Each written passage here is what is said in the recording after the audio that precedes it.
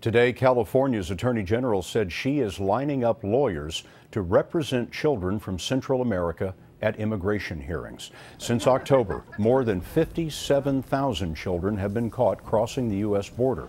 Most are held in detention facilities until their cases can be heard. Every day, more of these children attempt this dangerous journey. And to better understand why, we sent Manuel Bojorquez to El Salvador's capital.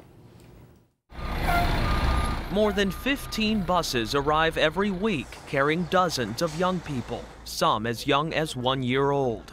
They'd fled for the U.S., but were caught in Mexico and deported back to this government processing center.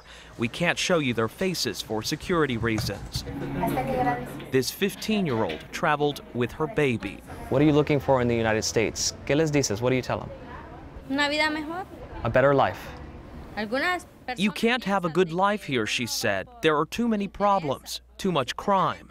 Her parents left El Salvador 10 years ago for the U.S. She's been trying to join them ever since. This 16-year-old told us she wanted a better future for her son. It was one of the toughest decisions of my life, she said, but I'm afraid for my son because of the violence and gangs here, so I had to try. On this day, they were among 60 registered at the center. Here, they're asked why they left, warned about the risks of trying again, and then released. When young people return to these neighborhoods, there is no safety net, and most have no faith their government is working to protect them. They are afraid of organized crime, they're afraid of gangs, they're afraid Elizabeth Kennedy is a Fulbright scholar who's interviewed over 500 Salvadoran children as part of her research. It's very common for children here to have already seen a murder. It's common for children to have already lost a family member. That's something no one should have to live with, because you're not really living your life if every moment you're afraid you're going to die.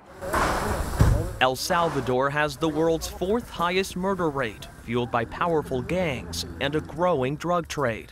Those sent back from the U.S. are prime targets. Of how many of the children that you interview who are sent back have plans to try the journey again? Over half. So you don't think the administration coming out and saying you can't stay here, we're going to deport you, will actually decrease the flow? I do not.